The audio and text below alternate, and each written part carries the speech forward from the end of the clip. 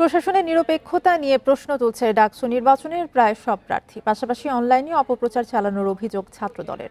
এ বিষয়ে আলোচনা করতে ঢাকা বিশ্ববিদ্যালয় থেকে আমাদের সাথে যুক্ত হচ্ছেন ছাত্রদলের জিএস পদপ্রার্থী শেখ তানবীর বাড়ি হামিম এবং বৈষম্য বিরোধী শিক্ষার্থী সংসদের জিএস পদপ্রার্থী আবু বাকের মজুমদার।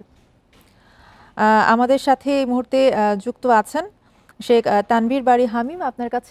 আপনাকে স্বাগত জানাবো শুরুতেই, এবং আপনার কাছে জানতে চাইবো যে আপনারা প্রশাসনের নিরপেক্ষতা নিয়ে প্রশ্ন তুলছেন, কেন তুলছেন এবং সুনির্দিষ্ট কোনো অভিযোগ রয়েছে কিনা।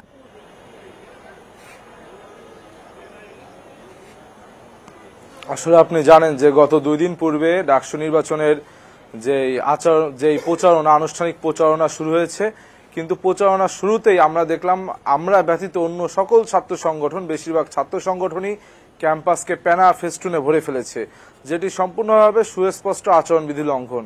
এছাড়া বিভিন্ন প্রার্থী যে যার মতন করে আচরণবিধি ভাঙার এক ধরনের তোড়জোড়ে নেমেছে। আমরা বারংবার নির্বাচন কমিশনকে বলছি, কিন্তু নির্বাচন কমিশন কিন্তু বারবার বলছে পদক্ষেপ নিবে, কিন্তু কোনো পদক্ষেপ নিতে কিন্তু আমরা দেখছি না। এই জন্যই আমরা বলছি যে এটা এক ধরনের নির্বাচনী যে ভূমি, সে একটি অসমতল ভূমিতে রূপান্তরিত হয়েছে। সুতরাং এখানে লেভেল প্লেইং ফিল্ড নেই বললেই চলে। এই জন্য আমরা বারংবার বলছি যে প্রশাসন ঠিক মতন যেইভাবে আচরণ করা প্রয়োজন বা যেইভাবে এই নির্বাচন পরিচালনা করা প্রয়োজন সেটি করতে পারছে না। আমাদের সাথে আবু বাকের মজুমদারও যুক্ত হয়েছেন। আপনার কাছেও একই প্রশ্ন করতে চাই যে প্রশাসনের নিরপেক্ষতা নিয়ে কোনো প্রশ্ন বা কোনো অভিযোগ রয়েছে কিনা আপনাদের। আচ্ছা, প্রশাসনের নিরপেক্ষতা নিয়ে প্রায় বেশ কয়েকদিন ধরে কথা বলে আসছি। এখানে তানবীর বাড়ি হামিম ভাই আছেন।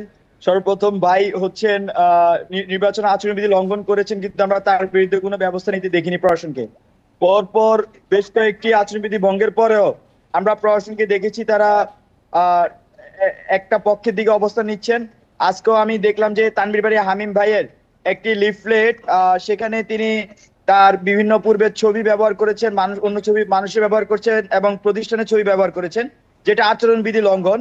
সেই লিফলেটটি আমি দেখে এসেছি শহীদ সার্জেন্ট জহুরুল হলে।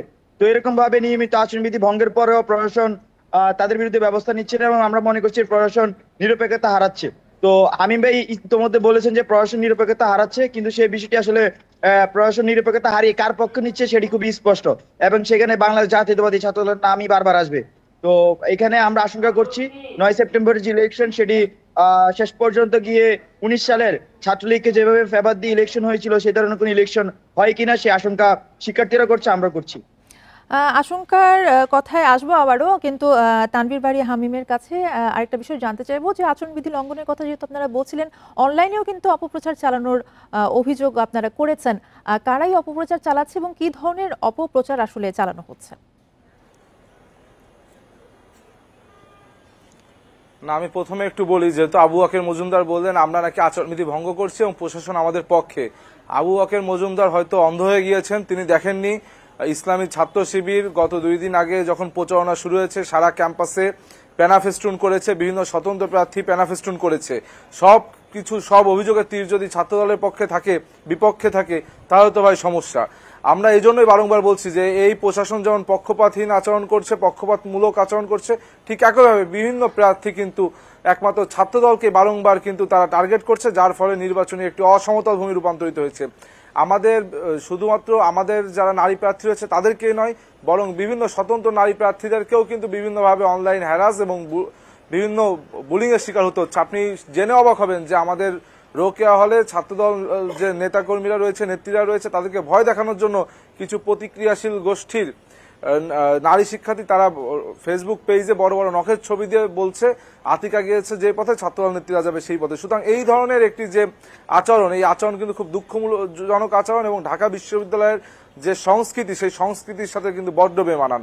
এই জন্য আমি বলছি আমাদের যে এই যে অনলাইন বুলিং, এই অনলাইনে যে হ্যারাসমেন্টের শিকার হচ্ছে নারী শিক্ষার্থীরা, বিভিন্ন প্রার্থীরা, এই জন্য কিন্তু এই নির্বাচন কমিশনের উচিত ছিল একটি এন্টি সাইবার বুলিং একটি সেল গঠন করা, যেটিও আমরা বারংবার বলছি, কিন্তু আমরা দেখছি বিশ্ববিদ্যালয় প্রশাসন কোনো প্রকার কোনো কিছুতেই কর্ণপাত করছে না।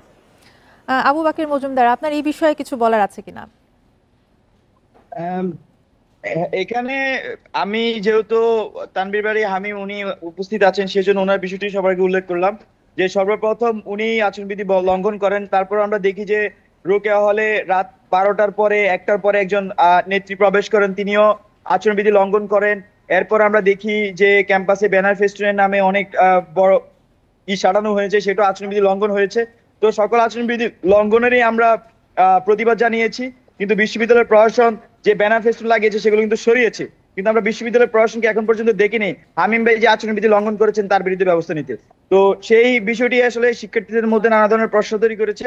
তবে আমরা এইসব আজকে হামিম ভাই বা যারা জাতীয়বাদী ছাত্রদল আছেন আচরণবিধি লঙ্ঘন করছেন তাদেরকে অনুরোধ করবো যে আপনারা এইসব আর করবেন না, কারণ শিক্ষার্থীরা এখানে অনাস্থা যাতে এই ডাকসুকে কেন্দ্র করে না হয়। আমরা চাই যে কেউ আচরণবিধি লঙ্ঘন না করুক, বরং আমরা একটি সৌহার্দ্যপূর্ণ পরিবেশে নির্বাচনটা আমরা উপভোগ করি এবং একটি নিরপেক্ষ স্বচ্ছ একটি নির্বাচন আমরা উপহার পাই, এবং শিক্ষার্থীরাও সেটাই চাচ্ছে। তবে কেউ যদি আগ বাড়িয়ে এই আচরণবিধি লঙ্ঘন করে সেক্ষেত্রে আসলে শিক্ষার্থীরা তাদেরকে প্রত্যাখ্যান করার সম্ভাবনা সবচেয়ে বেশি। তানভীর বাড়ি হামিম, আপনার কাছে জানতে চাইবো যে আচরণবিধি লঙ্ঘন হলেও প্রশাসন নির্লিপ্ত বলে মনে করছে বাংলাদেশ গণতান্ত্রিক ছাত্র সংসদ। আপনি কি বলবেন এই বিষয়ে?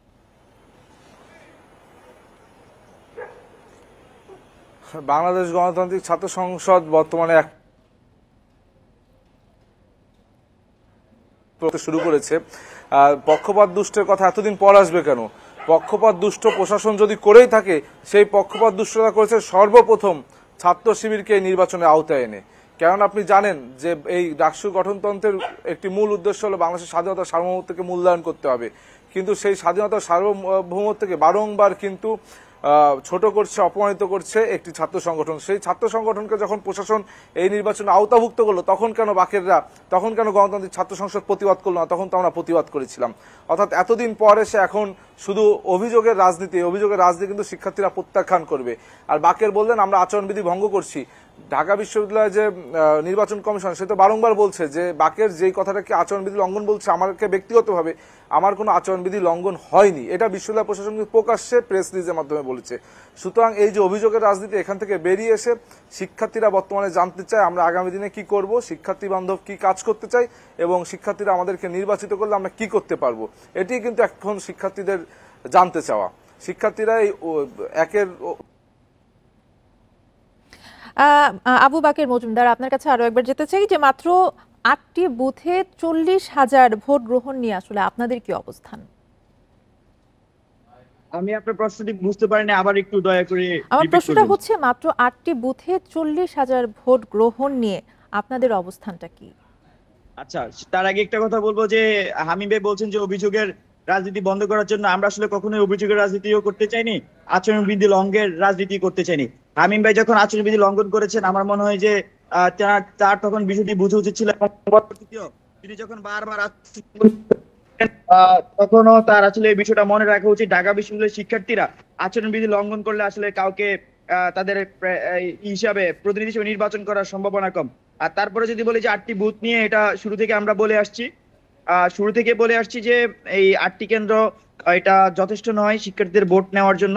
তো সেক্ষেত্রে এখানে আমরা যখন বিশ্ববিদ্যালয় প্রশাসনের সাথে কথা বলেছি, নির্বাচন কমিশনের সাথে কথা বলেছি, তারা বলেছেন যে এটি যথেষ্ট এবং অনেক বেশি বুথ তারা আসলে কেন্দ্রগুলোতে দিবেন এবং তারা সেটি নিশ্চিত করবেন। কিন্তু এখন পর্যন্ত আমরা আশঙ্কা করছি এটি সম্ভব নয়, কারণ যে স্থানগুলোতে যেভাবে ইলেকশন ওনারা ডিজাইন করছে এটা আসলে অনেক ক্ষেত্রেই আমরা মনে করছি যে এটা বাস্তবসম্মত না। সেক্ষেত্রে কেন্দ্র বাড়ানো যেতে পারে এবং স্পেস বাড়ানো যেতে পারে। ঢাকা বিশ্ববিদ্যালয় যথেষ্ট বড় একটি স্থান, এবং পাশাপাশি বঙ্গমাতা কুইতমচি হলে যে কেন্দ্রগুলো স্থাপন করা হয়েছে ঢাকা বিশ্ববিদ্যালয় ক্লাবে, সেটিকে স্থানান্তর করে বঙ্গমাতা এবং কুইতমৈত্রী হলের পাশে যে সোশ্যাল ওয়েলফেয়ার সেখানে স্থানান্তর করলে শিক্ষার্থীরা উপকৃত হবে। ধন্যবাদ। জি, আপনাদের দুজনকে অনেক ধন্যবাদ আমাদের সাথে যুক্ত হবার জন্য।